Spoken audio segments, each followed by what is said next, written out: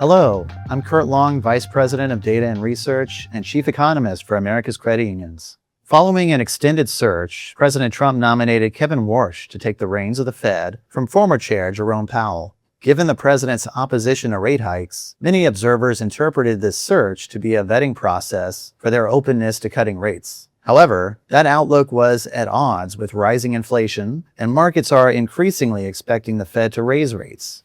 This chart shows the number of Fed rate moves that markets expect through next March. As recently as a few months ago, markets were anticipating multiple rate cuts, shown as negative values in the chart. But the U.S. attack on Iran in late February served as a catalyst for markets to alter that outlook.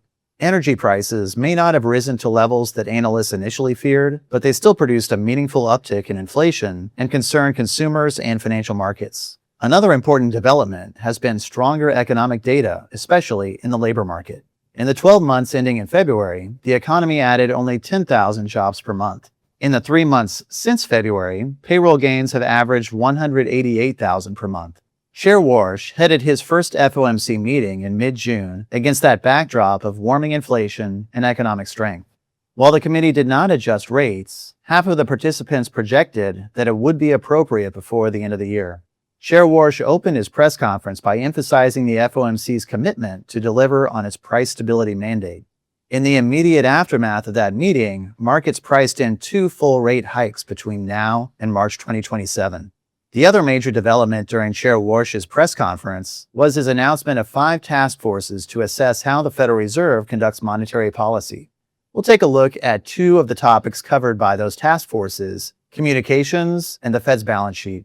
Regarding Fed communications, Chair Warsh has long been a critic. Many of the tools the Fed employs to communicate its intentions to financial markets developed in the crucible of the Great Recession.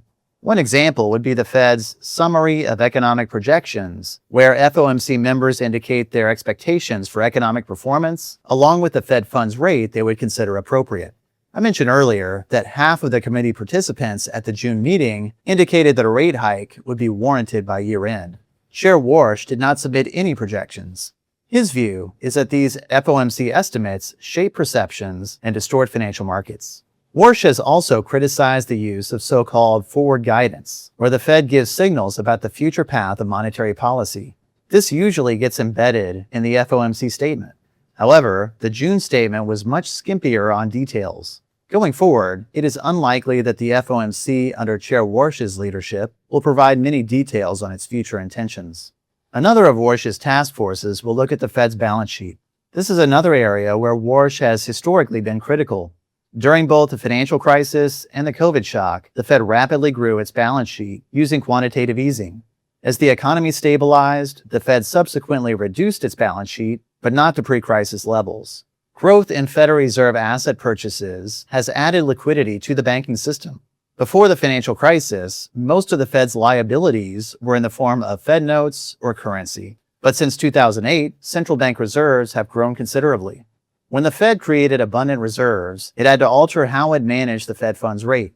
Prior to 2008, the Fed would tweak the availability of those scarce reserves through its trading desk, relying on active trading of reserves by banks and credit unions to establish the market rate for Fed funds. But when reserves expanded, depositories had more than they needed. The Fed began paying interest on reserves, which successfully brought the Fed funds rate back under its control, but also brought increased scrutiny. Where does all this leave credit unions? In the short term, they should be preparing for a possible rate hike as early as the second half of this year. While energy prices are likely to fall if the U.S. disengages from Iran, there is still enough heat in the economy to justify a rate hike. Longer term, if Chair Warsh is successful in reshaping the Federal Reserve to align with his stated views, it likely means greater market volatility.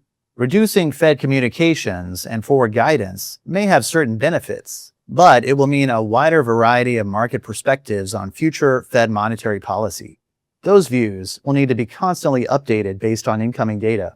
And while it may be possible to find a new market equilibrium with a smaller Fed balance sheet, reserve demand is more uncertain than it used to be. That also could produce volatility if the Fed opts to drain reserves from the banking system.